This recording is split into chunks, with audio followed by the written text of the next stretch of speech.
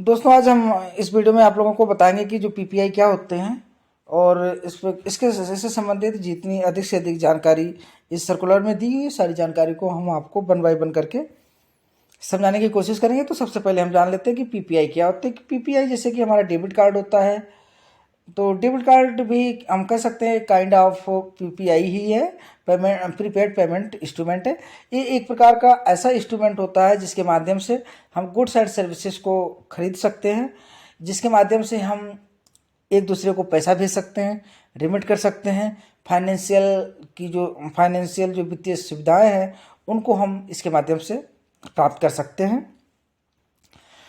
तो सबसे पहले हम इस वीडियो में जानेंगे कि ये जो पीपीआई का कॉन्सेप्ट है, ये हमें कौन सा नियम है, कौन सा रूल है जिसके माध्यम से पीपीआई का कॉन्सेप्ट क्रिएट हुआ, जिसमें पीपीआई का उल्लेख किया गया है। तो ये आपकी जो पीएसएस एक्ट है 2007, पीएसएस एक्ट है 2007, इसकी सेक्शन 18 और सेक्शन 10(2) के अकॉर्डिंग इसमें इसका जो पीपीआई है उसमें बताया गया है कि पीपीआई का क्या है और कौन इशू कर सकता है और इसकी क्या नियम और शर्तें हैं, इसकी क्या कंडीशंस हैं, किस किस प्रकार के पीपीआई हो सकते हैं। ठीक है, ये सारी चीज़ें जो सेक्शन 18 है, जिसको 10 और 2 के जिसको अगर हम सेक्शन 10(2) जो है वो पीएसएस एक्ट 2007 के अकॉर्डिंग हम इसको कर सकते हैं। आइए हम देखते हैं कि जो पीपीआई होते हैं वो क्या होते हैं। पीपीआई एक प्रकार के इंस्ट्रूमेंट होते हैं जो कि क्या करते हैं, फैसिलिटेट करते हैं गुड्स एंड सर्विस को परचेज करने के लिए। फाइनेंशियल सुविधाएं, जो कंडक्ट ऑफ फाइनेंशियल सर्विसेज, वित्तीय सुविधाओं को हासिल करने के लिए, या against the value stored remittance facility. और इस कार्ड के माध्यम से, मतलब पीपीआई के माध्यम से, प्रीपेड पेमेंट इंस्ट्रूमेंट के माध्यम से हम फंड को रिमिट कर सकते हैं। रिमिट की फैसिलिटी इसमें अवेलेबल रहती है। और रेमिटेंस हम कितना कर सकते हैं, जितना कि पीपीआई में स्टोर होता है पैसा, पीपीआई में जितना पैसा जमा होता है उतने पैसे का हम स्टोर कर सकते हैं। जैसे कि हम जब डेबिट कार्ड बैंक से लेते हैं तो क्या होता है कि अगर आपके खाते में 10,000 रुपये है तो हम 10,000 रुपये तक ही किसी को दे सकते हैं, किसी को भेज सकते हैं। आप उतना पैसा ही हम एटीएम से निकाल सकते हैं या उतने पैसे की हम कोई गुड्स एंड सर्विस को खरीद सकते हैं। ठीक है, तो इसमें सिंपल सा कहने का मतलब ये हो गया कि जो पीपीआई होता है, पीपीआई एक ऐसा माध्यम है जिसके माध्यम से हम गुड्स और सर्विसेज को खरीदते हैं।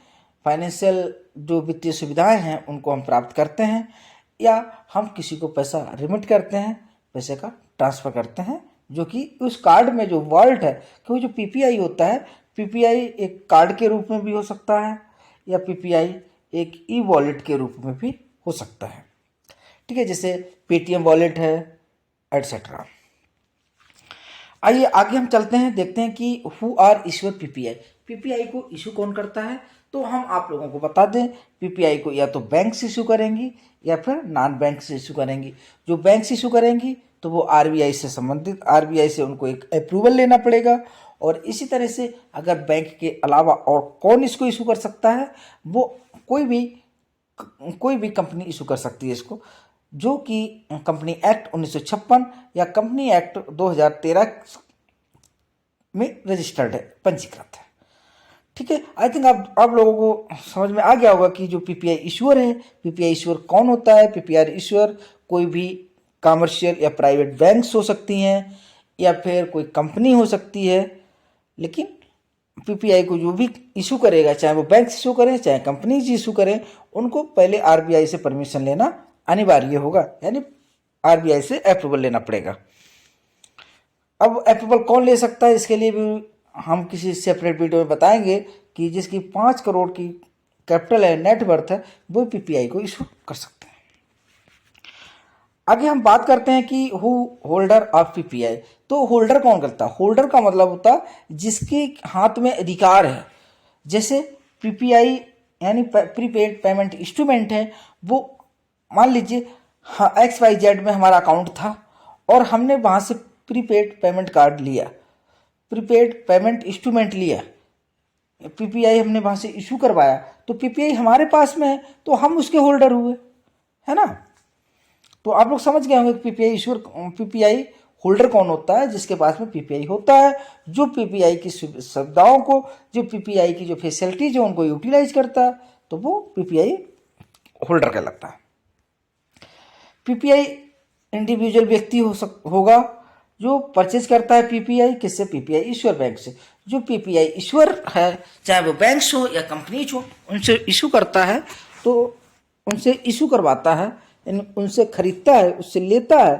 हाउएवर इन केस ऑफ, अब पीपीआई और भी होते हैं, जैसे गिफ्ट पीपीआई हो गया। Any other intent targeted beneficiary दो not being the purchaser can also be a holder. ठीक है, कहने का मतलब है कि कुछ ऐसे पीपीआई होते हैं जैसे कि गिफ्ट पीपीआई हो गया।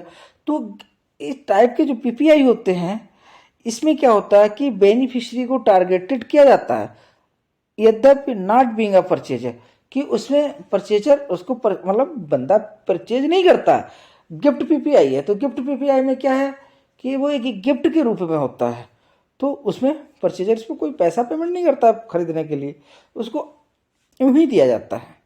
ठीक है, तो वो भी होल्डर हो सकता है, यानी गिफ्ट पीपीआई जिसके पास में होगा, जिसको मिलेगा, तो वो उसका होल्डर कहलाएगा।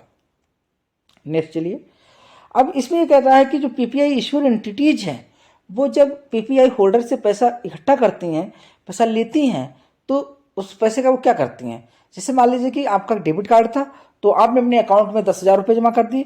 10,000 रुपये का मतलब हुआ कि आप पीपीआई होल्डर को आप 10,000 रुपये दे रहे हैं, तो वो पीपीआई उन 10,000 रुपयों का क्या करे, मतलब जो पीपीआई इश्यूअर है वो उस 10,000 रुपये का क्या करेगा?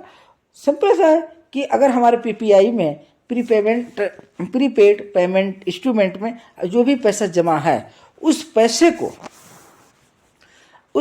को वो क्या करेगा? उस पैसे का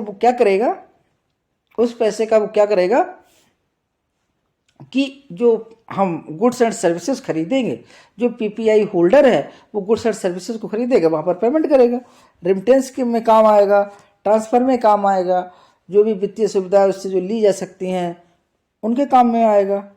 how many PPI received approved by RBI, और हमें ये कहाँ से मिल सकते हैं?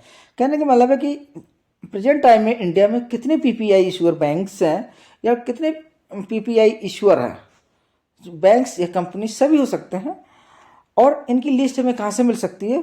तो इसके लिए आपको ये जो नीचे यूआरएल दिया गया है, इन यूआरएल से आप इसकी लिस्ट को फाइंड आउट कर सकते हैं।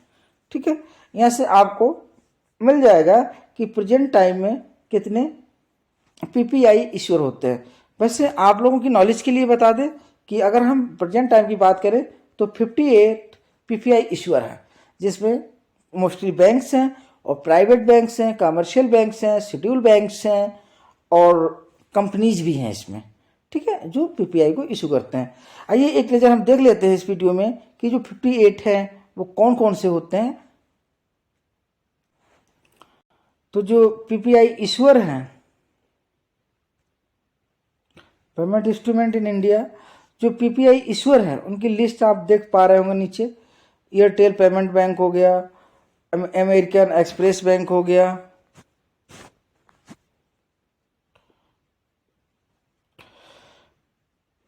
स्मॉल फाइनेंशियल बैंक हो गया, एक्सिस बैंक हो गया, बंधन बैंक हो गया, bank of Baroda, bank of India, bank of Maharashtra, Berkeley bank हो गया, कैनरा बैंक हो गया, सेंट्रल बैंक हो गया, सिटी बैंक हो गया, सिटी यूनियन बैंक हो गया, डीबीएस बैंक हो गया, डीएसबी हो गया, इक्विटी स्मॉल फाइनेंस बैंक हो गया, ईएसएफ स्मॉल फाइनेंस हो गया, फिन केयर स्मॉल हो गया, फिनो हो गया, फर्स्ट राइट बैंक हो गया, आईडीएफसी हो गया,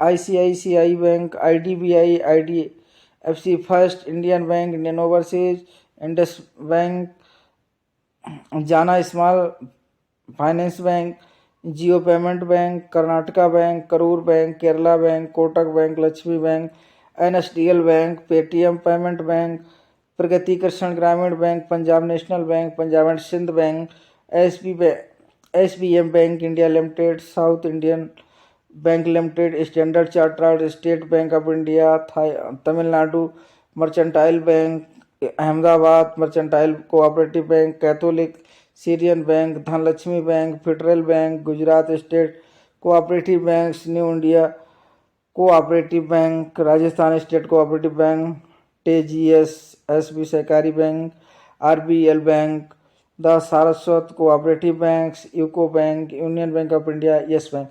इस तरह से आपके 58 जो हैं वो पीपीआई इश्यूअर बैंक्स और कंपनियां हैं। अब हम बात करते हैं कि जो पीपीआई होते हैं ये इनका जो सिस्टम होता है, कार्य करने का सिस्टम होता है, ऑपरेशन के अगर पॉइंट ऑफ व्यू से देखें तो इसके तीन प्रकार होते हैं। सबसे पहला आपका होता है क्लोज्ड सिस्टम पीपीआई, दूसरा होता है सेमी क्लोज्ड सिस्टम पीपीआई, तीसरा होता है ओपन सिस्टम पीपीआई। ठीक है, तो सबसे पहले हम देखेंगे कि क्लोज सिस्टम पीपीआई क्या होता है। तो क्लोज सिस्टम पीपीआई का बात करें तो ये PPI are issued by entity, एक एंटिटी के द्वारा ये इशू किए जाते हैं। किस लिए? ये सुविधा प्रदान करते हैं गुड्स और सर्विस को परचेज करने में। ये गुड्स और सर्विस परचेज करने के लिए प्रयोग में लाए जाते हैं और इनमें जो होता है कैश विड्रॉल परमिटेड नहीं होता।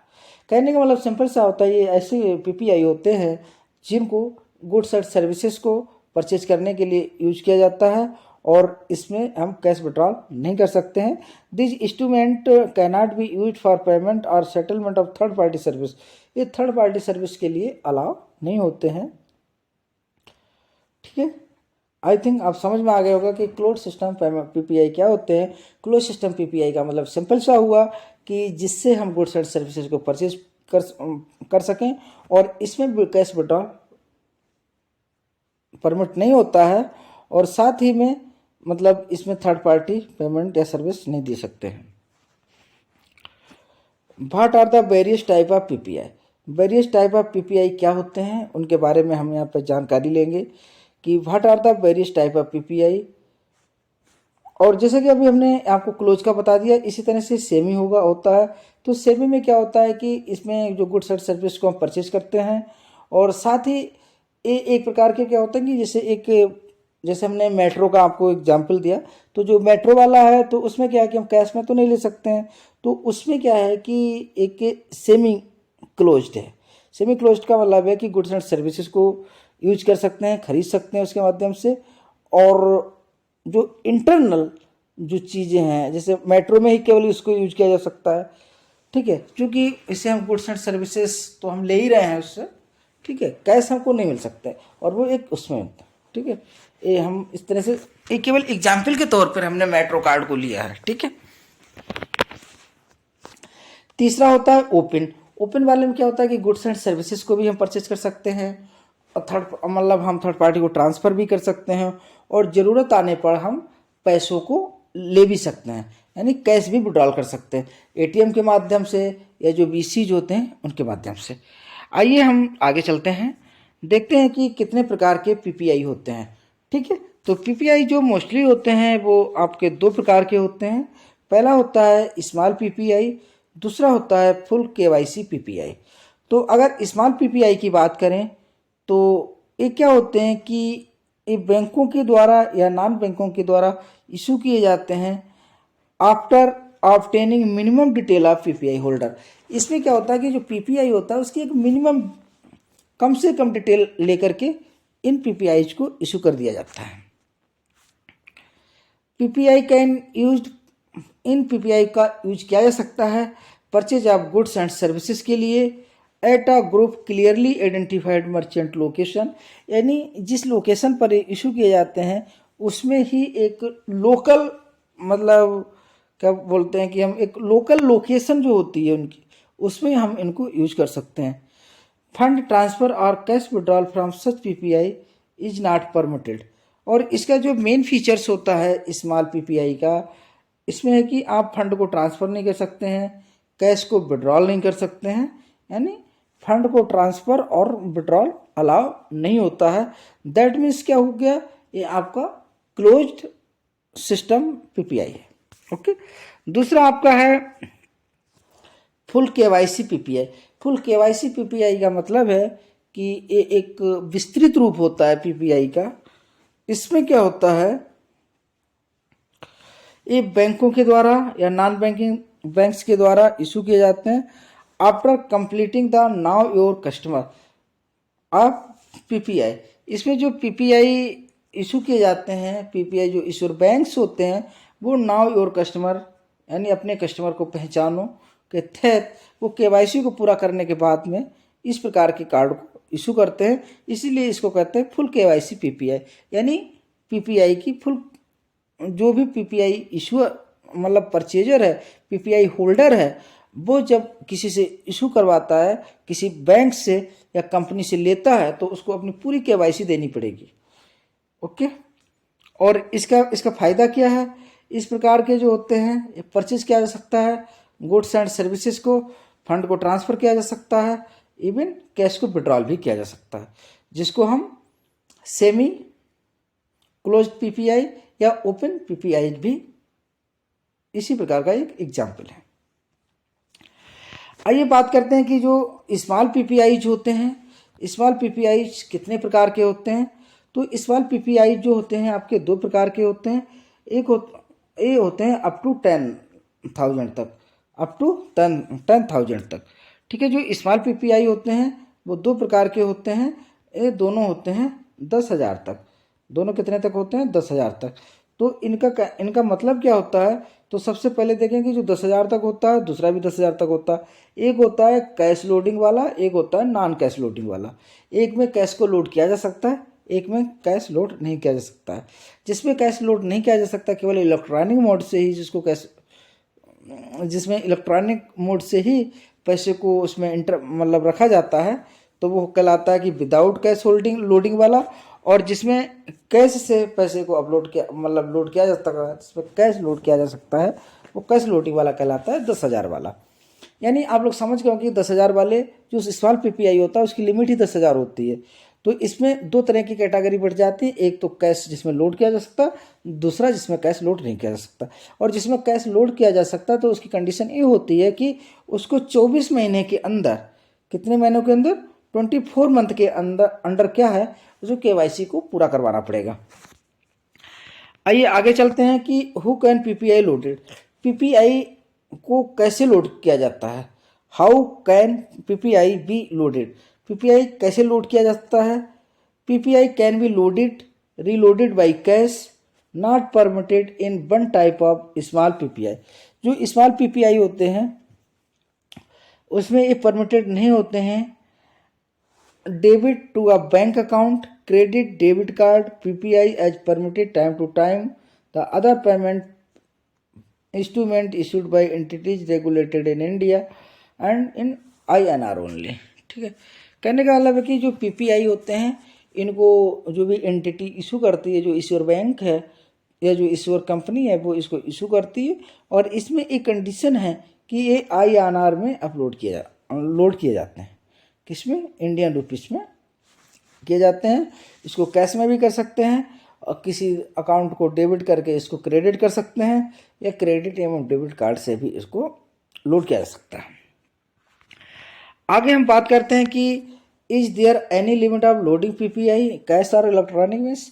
हाँ, इसमें एक लिमिट होती है कैश और इलेक्ट्रॉनिक मोड में। अगर पीपीआई को जब लोड करते हैं, रिलोड करते हैं, तब उसकी एक पार्टिकुलर लिमिट भी होती है। ठीक है, वो लिमिट क्या होती है कि अगर कैश की बात करें तो इसमें क्या होता है कि the loading of PPI is limited to 50,000 per month. 50,000 रुपये तक हर महीने कैश इस पर लोड किया जा सकता है, subject to overall PPI limit, not permitted the small. और ये स्मॉल पीपीआई होते हैं उसमें ये लिमिट एलिजिबल नहीं है, क्योंकि उसमें तो लिमिट ही 10,000 होती है ना। तो जो पीपीआई है इसको 50,000 रुपये पर मंथ कैश में लोड किया जा सकते हैं, सब्जेक्ट टू द इसकी जो मैक्सिमम लिमिट है उस मैक्सिमम लिमिट तक। ठीक है, ऐसा नहीं है 50,000 रुपये इस महीने कर लिए, 50,000 अगले महीने कर लिए, 50,000, जो इसकी मैक्सिमम लिमिट है उस लिमिट तक इसमें 50,000 रुपये पर मंथ के हिसाब से लोड किया जा सकता है कैश में। और अगर कैश की बात ना करें, इलेक्ट्रॉनिक मोड से बात करें, या ऑनलाइन मीन्स की बात करें, तो इसमें मैक्सिमम अमाउंट को लोड किया जा सकता है जो कि इसके अंतर्गत उसकी मतलब सीमा निर्धारित की गई, उस सीमा तक। आइए आगे चलते हैं कि what are the included in detail of obtaining two type of small type of PPI, कि स्मॉल टाइप के जो पीपीआई होते हैं उनकी क्या डिटेल होती है, उनके बारे में हम थोड़ा जानकारी हम लेंगे कि जो टू टाइप के जो स्मॉल पीपीआई होते हैं उसमें क्या मतलब डिटेल्स उनके लिए ऑब्टेन की जाती है। तो जब भी कोई पीपीआई स्मॉल पीपीआई इशू करता है या कोई पीपीआई इसको इशू करवाता है तो उसके लिए एक मोबाइल नंबर देना पड़ेगा जो कि ओटीपी से वेरीफाइड होगा कि वो नंबर उसी के बंदे के पास में जो उस पीपीआई को खरीद रहा है, जो पीपीआई को इशू करवा रहा है। यानी बैंक जिसको पीपीआई दे रहा है, स्मॉल पीपीआई की अभी बात हो रही है, तो उसकी पहली क्राइटेरिया है कि उसके पास मोबाइल नंबर ऐसा होना चाहिए जिस पर ओटीपी आ सके। दूसरा है कि self declaration of name and unique identity number of mandatory document, या फिर कोई भी ओबीटी कि एक कोई सेल्फ डिक्लेरेशन का दे सकता है कि भाई हमारा नाम ए है, हमारी इनकम ए है, अगर देना चाहता है, नहीं तो एक सेल्फ डिक्लेरेशन दे देता है कि भाई हमारा नाम ए है, हम यहाँ के रहने वाले हैं और हमको पीपीआई इशू किया जाए, तो ये स्मॉल पीपीआई उसको इशू किया जा सकता है। इसके अलावा वो केवाईसी भी दे सकता है। इसके अलावा वो कोई भी ऐसा कोई भी डॉक्यूमेंट आइडेंटिफिकेशन नंबर दे सकता है जिससे कि उसकी पहचान हो सके। आगे बात करते हैं कि जो स्मॉल पीपीआई होते हैं तो उनके क्या साइलेंट फीचर होते हैं, कि जो अभी हमने पढ़ा था कि दो तरह के पीपीआई स्मॉल पीपीआई होते हैं, एक दोनों 10,000 तक की लिमिट है। तो एक में क्या होता है कि कैश लोड किया जा सकता है, दूसरे में कैश लोड नहीं किया जा सकता है। तो इनकी जो विशेषताएं हैं, कैरेक्टरिस्टिक हैं, तो उनके बारे में हम देख लेते हैं कि जो स्मॉल पीपीआई होते हैं। तो सबसे पहले हम बात करेंगे स्मॉल पीपीआई में कि जो कैश विद लोडिंग फैसिलिटी वाले, जो कैश विद लोडिंग फैसिलिटी वाले की हम बात करेंगे तो इसमें क्या है कि इसमें एक महीने में एंटायर द एनी मंथ 10,000 रुपये से ज़्यादा पैसे को लोड नहीं किया जा सकता है। स्मॉल पीपीआई में जो स्मॉल पीपीआई है, और स्मॉल पीपीआई में भी जो कैश लोडिंग वाला पीपीआई है उसकी जो विशेषताएं हैं, उसके जो साइलेंट फीचर है, उसमें क्या है कि 10,000 रुपये से ज़्यादा 10,000 से ज़्यादा उस पर लोड नहीं किया जा सकता है। अगला है ओवरऑल, अगर फाइनेंशियल ईयर की बात करें तो 1,20,000 से ज़्यादा इस पर लोड नहीं किया जा सकता है। और किसी भी टाइम पर the amount outstanding at any point of time shall not be exceeding 10,000, और किसी भी टाइम पर 10,000 से ज़्यादा उसमें बैलेंस नहीं होगा। अगर हम बात करें तो इसमें क्या है कि किसी भी महीने में 10,000 से ज़्यादा ट्रांसफ़र यानी डेबिट इस खाते से नहीं होगा। कहने का मतलब है 10,000 रुपये मैक्सिमम अपलोड किए जा सकते हैं, इसमें लोड किए जा सकते हैं। किसी भी पूरे महीने में 10,000 से ज़्यादा लोड इस पर नहीं किए जा सकते हैं। पूरे महीने में 10,000 से ज़्यादा इससे डेबिट नहीं किया जा सकते हैं। और अगर साल की बात करें तो 1,20,000 से ज़्यादा डेबिट नहीं किया जा सकते हैं, इसमें मतलब क्रेडिट नहीं किए जा सकते हैं। और अगर हम बात करें तो किसी भी टाइम पर, मतलब किसी भी एनी पॉइंट ऑफ टाइम इसमें 10,000 से ज़्यादा बैलेंस नहीं होना चाहिए। Loading reloading can be by cash और इलेक्ट्रॉनिक मोड, इसमें कैश के रूप में भी लोड किया जा सकता है और इलेक्ट्रॉनिक मोड से भी लोड किया जा सकता है। जो दूसरा है इसी का, जो स्मॉल का भी एक दूसरा फीचर वो है जो है कि विदाउट कैश लोडिंग वाले हैं। तो इसमें क्या है, जो विदाउट कैश लोडिंग वाले हैं तो इसमें भी वही कंडीशन है कि इसमें कभी भी पूरे महीने में 10,000 से ज़्यादा पैसा इसमें नहीं हो सकता है। अगर साल की बात करें 1,20,000 से ज़्यादा इसमें पैसे नहीं हो सकते हैं। और किसी भी टाइम पे 10,000 से ज़्यादा इसमें बैलेंस नहीं रहेगा। और अगर अच्छा दोस्तों, मैं एक चीज़ बताऊँ, जो कैश विद वाले जो मतलब जिसमें कैश हम लोड कर सकते हैं, तो उसमें क्या है कि अगर जो पीपीआई होते हैं स्मॉल पीपीआई होते हैं जिसमें कैश लोड किया जा सकता है, उसको फुल केवाईसी पीपीआई में भी चेंज किया जा सकता है 24 महीने के अंदर। ठीक है, तो जो विदाउट कैश लोडिंग वाले हैं तो उसकी करेक्टरिस्टिक वही सेम ही है कि 10,000 तक इसमें एक महीने में लोड कर सकते हैं। पूरे साल की बात करें तो 1,20,000 से ज़्यादा लोड नहीं कर सकते हैं, और एक महीने में 10,000 से ज़्यादा हम डेबिट नहीं कर सकते हैं। और इसमें जो लोडिंग है, रीलोडिंग है, ये बैंक अकाउंट से की जा सकती है, क्रेडिट कार्ड से की जा सकती है, या जो फुल केवाईसी पीपीआई है उसके माध्यम से भी की जा सकती है। और इसमें क्या की था, small PPI with cash loading existing as on December 2019 can be converted to this PPI if desired by the PPI holder. तो जो पीपीआई होल्डर है वो पीपीआई को इसको चेंज भी कर सकता है, कन्वर्ट करवा सकता है दूसरे पीपीआई में। आगे अगर हम बात करें कि इज कैश विड्रॉल और fund transfer permitted from two type of small PPI, तो जो दो प्रकार के जो पीपीआई स्मॉल पीपीआई हैं, तो इसमें क्या कैश विड्रॉल या फंड ट्रांसफ़र हो सकता है। टू टाइप ऑफ स्मॉल है, तो इसमें क्या है कि जो कैश विड्रॉल अलाउ नहीं होता है इसमें, और fund from two type of small PPI not permitted. कहने का मतलब है कि इसमें कैश को विड्रॉल भी नहीं किया जा सकता है और कैश को दूसरे पीपीआई में ट्रांसफ़र भी नहीं किया जा सकता है पैसे को। आइए आगे चलते हैं कि high long can a customer hold a small PPI with cash loading. अगर कैश लोडिंग वाले की बात करें तो इसमें कह रहा है कि जो स्मॉल पीपीआई होता है वो कितने दिनों तक अपने पास में होल्ड रख सकता है। तो इसका जो टेन्योर है 24 महीने का है, 24 महीने के टेन्योर तक ये रख सकता है। उसके बाद में फुल केवाईसी में इसको बदलवाना पड़ेगा। अगला बात करते हैं, can a close small PPI with cash loading facility be reopened after exhausting the maximum limit of 24 month। कहने का मतलब है कि क्या कोई ऐसा स्मॉल पीपीआई है जो कैश लोडिंग की फैसिलिटी के साथ में हो, उसको दोबारा से जब उसकी एक बार लिमिट 24 महीने की एग्जॉस्ट हो गई उसके बाद में उसको दोबारा से इशू किया जा सकता है। री issue of such PPI using the same mobile number and same details is not allowed. तो इसमें कह रहा है कि जो आपने कैश लोडिंग वाला जो पीपीआई स्मॉल पीपीआई लिया था जिसका टेन्योर था दो साल का, 2 साल तक उसको यूज किया जा सकता है। तो अब इसको अगर री इशू करना हो तो जो पहले मोबाइल नंबर दिया था या जो पहले जो डिटेल दी थी उस सेम डिटेल पर अब आप इशू नहीं कर सकते हैं, परमिट नहीं किया जा सकता है, अलाउ नहीं किया जा सकता।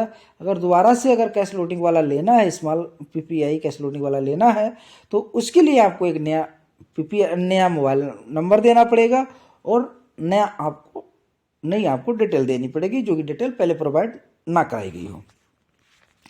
अगला क्वेश्चन है कि what happen the outstanding balance if the PPI are not required anymore.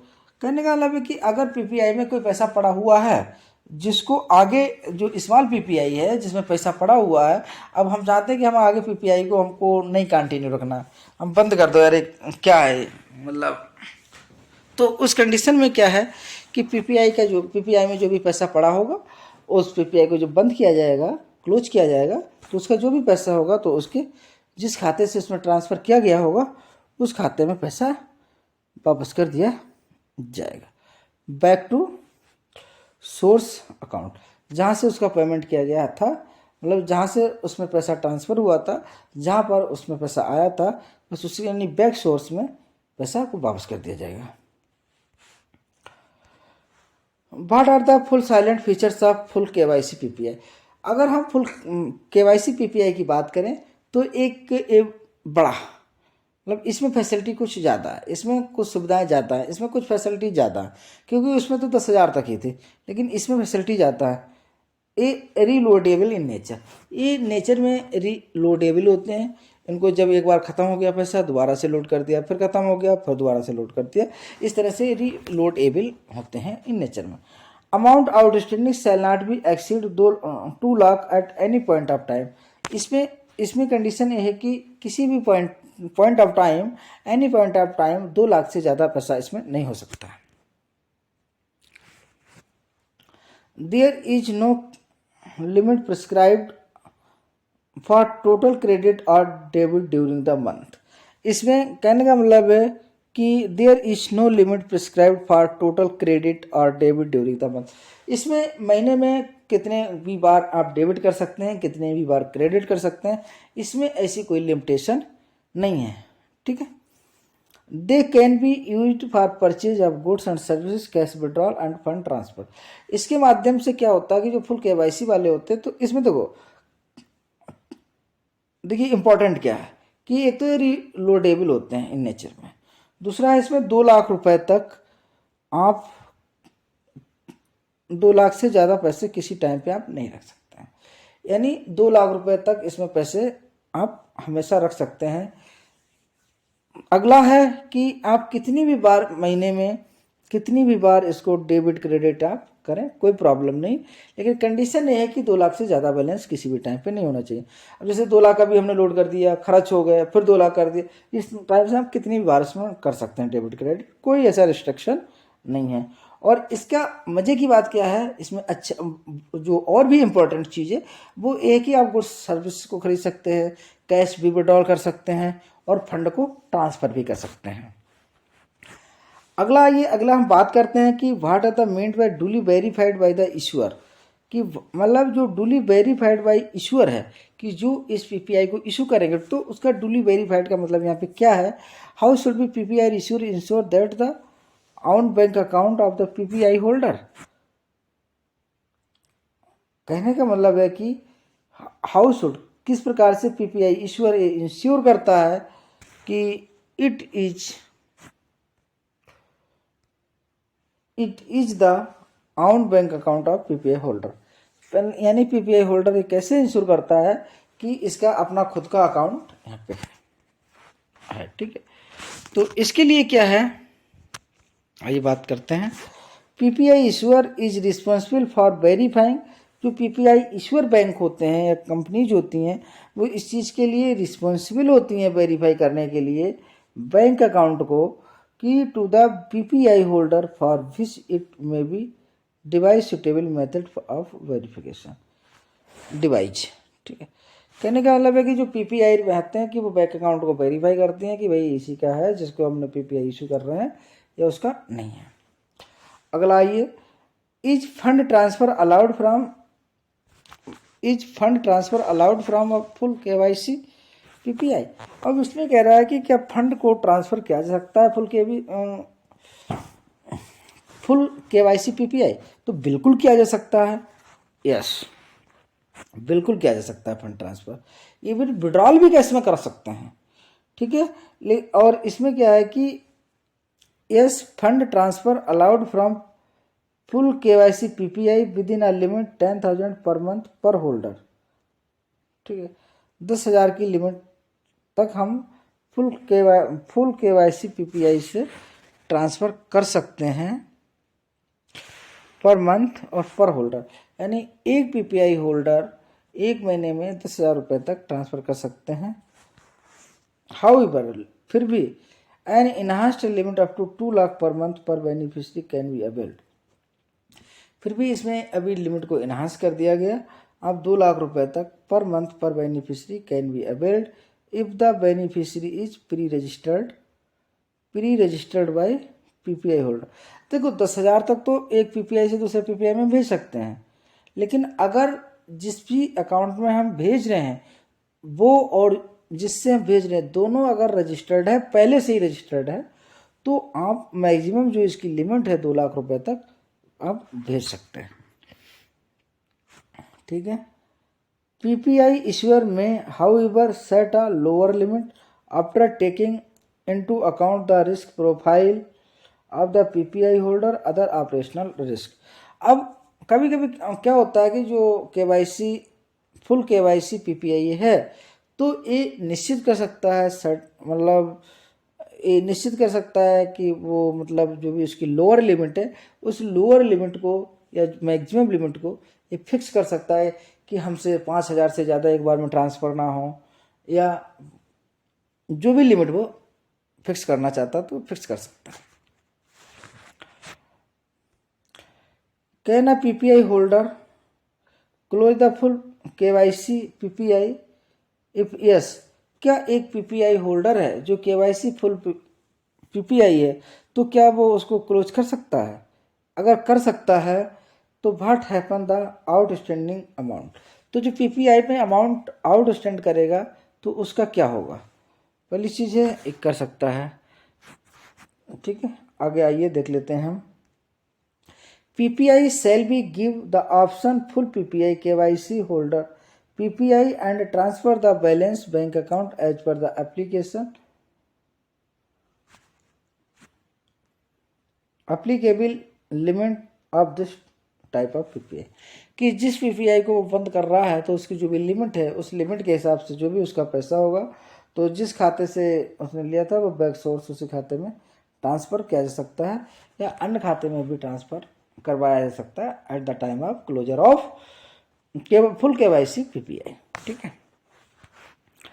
आइए आगे बात करते हैं कि what are the cash withdrawal limit in case of PPI issued by banks, कि जो बैंक्स के द्वारा अगर पीपीआई इशू किया जाता है तो उसकी कैश विड्रॉल की लिमिट क्या होगी?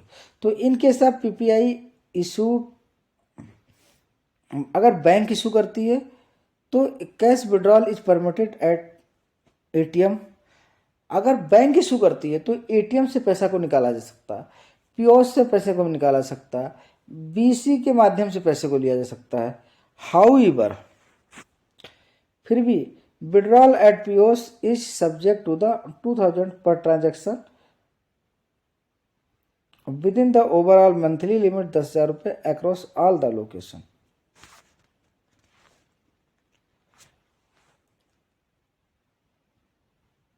अब देखो, कैश विड्रॉल किया जा सकता है, एटीएम से लिया जा सकता है, पॉस से लिया जा सकता है, बीसी से लिया जा सकता है, तो इसके 2,000 रुपये पर ट्रांजैक्शन लिमिट है, जिसकी मंथली लिमिट है 10,000 रुपया। In case of bank issued PPI cash withdrawal is permitted, ATM से परमिटेड है, पॉस मशीन से परमिटेड है, बीसी से परमिटेड है। फिर भी cash withdrawal at POS devices is subject to 2,000 per transaction within overall monthly limit 10,000 रुपये across all the location, मतलब सभी लोकेशनों पर 10,000 रुपये तक पर मंथ उसमें पैसे विड्रॉल किया जा सकता है। What are the PPI withdrawal limit in case of PPI issued by non bank, अगर नॉन बैंक अगर पीपीआई को इशू करती हैं तो उसके केस में भी ये सेम ही लिमिट है लगभग में, कि इन case of non bank issued PPI cash withdrawal permitted 2,000 रुपये पर transaction within the overall monthly limit 10,000 रुपये पर पीपीआई ऑल चैनल, चाहे तो एजेंट के माध्यम से, एटीएम के माध्यम से, पोस्ट के माध्यम से, एटसेट्रा। कहने का मतलब कि 2,000 रुपये पर ट्रांजैक्शन और मैक्सिमम 10,000 रुपये महीने में विड्रॉल कर सकते हैं। आगे बात करते हैं what are the other type of PPI apart from the small PPI and full KYC PPI mentioned as above. जैसे कि अभी तक हमने पढ़ा था कि जो 2 टाइप के स्मॉल पीपीआई होते हैं जिनकी दोनों की लिमिट 10,000 होती है, एक कैश लोडिंग वाला होता है, विदाउट कैश लोडिंग वाला होता है। इसी तरह से हमने दूसरा पढ़ा था कि फुल केवाईसी होता है। इसके अलावा भी और कोई पीपीआई होते हैं तो उनके बारे में हम यहाँ पर जानकारी कर लेते हैं कि हाँ, इनके अलावा भी, यानी स्मॉल पीपीआई और फुल केवाईसी पीपीआई के अलावा भी कुछ पीपीआई होते हैं जो आपके 2 होते हैं, गिफ्ट पीपीआई और PPI for mass transit system. Gift PPI और PPI for mass transit system. What are the silent features of gift PPI, जो गिफ्ट पीपीआई है उसके साइलेंट फीचर्स क्या होते हैं? ठीक है, अब हम इसमें बात करेंगे कि जो गिफ्ट पीपीआई होता है इसके साइलेंट फीचर्स क्या होते हैं। तो इसके अगर साइलेंट फीचर्स की बात करें तो maximum value of each such prepaid gift instrument shall not be exceed 10,000।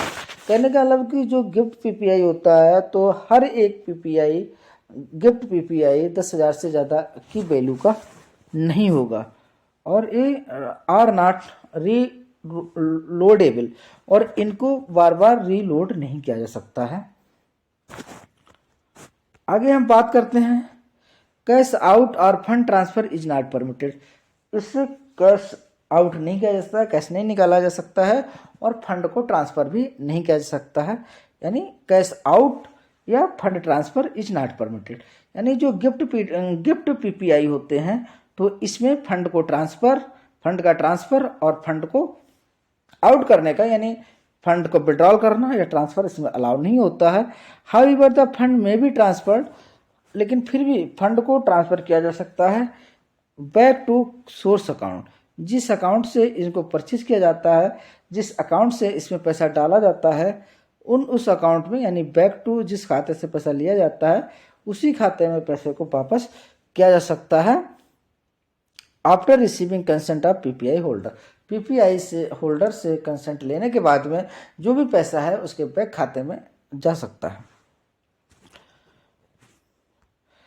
Shell be revalidated as and when requested the. ये जो पीपीआई होते हैं मतलब गिफ्ट पीपीआई होते हैं, इसको रिवैलिडेट भी किया जा सकता है, ठीक, on the request of the PPI holder. The additional, अब इसमें दो चीज़ें होती हैं वो बहुत ही इम्पोर्टेंट होती हैं। एक होता है AFA additional factor of authentication, additional factor of authentication या 2 factor of authentication for transaction using gift PPI is not mandatory.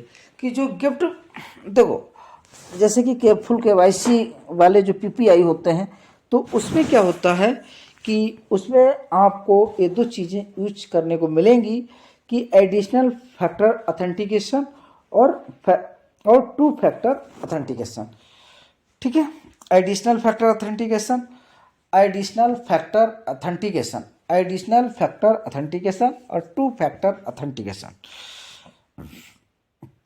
For transaction using gift PPI is not mandatory. लेकिन ये जो गिफ्ट पीपीआई है इसको यूज करने के लिए mandatory नहीं है।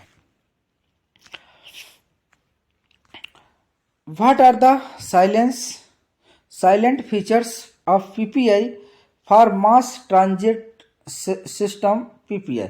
कि जो मास ट्रांजिट सिस्टम पीपीआई होते हैं तो इसके क्या फीचर्स होते हैं, साइलेंट फीचर्स क्या होते हैं, ठीक है। अभी हमने क्या पढ़ा था, अभी तक जो हमने पढ़ा था वो ये पढ़ा था कि जो गिफ्ट पीपीआई के क्या फीचर्स होते हैं, जो हमने देख लिए कि इसमें 10,000 से ज़्यादा लोड नहीं किया जा सकता है और 10,000 से ज़्यादा इसको पैसे इसमें नहीं, किसी भी टाइम पर इसकी वैल्यू 10,000 से ज़्यादा नहीं हो सकती है और इनको दोबारा से रीलोड नहीं किया जा सकता है, इससे कैश विड्रॉल नहीं किया जा सकता है, ट्रांसफ़र नहीं किया जा सकता है। लेकिन ज़रूरत पड़ने पर जिस खाते से बनाए जाते हैं या जहाँ से पैसा आता है उसमें दोबारा से ट्रांसफ़र किया जा सकता है जो पीपीआई होल्डर है उससे कंसेंट लेने के बाद में, और इसको रिवैलिडेट किया जा सकता है कस्टमर की रिक्वेस्ट लेने के बाद में। और इसमें AFA और 2FA यूज होता है, यूज होना मैंडेटरी नहीं है। अब नेक्स्ट बात करते हैं मास ट्रांजिट सिस्टम। मास ट्रांजिट सिस्टम, अगर मास ट्रांजिट सिस्टम MTS की बात करें तो इसके जो साइलेंट फीचर्स होते हैं वो क्या होते हैं, आइए हम देख लेते हैं कि these PPI are issued by MTS operator. और ये जो होते हैं MTS operator mass transit system के द्वारा इशू किए जाते हैं।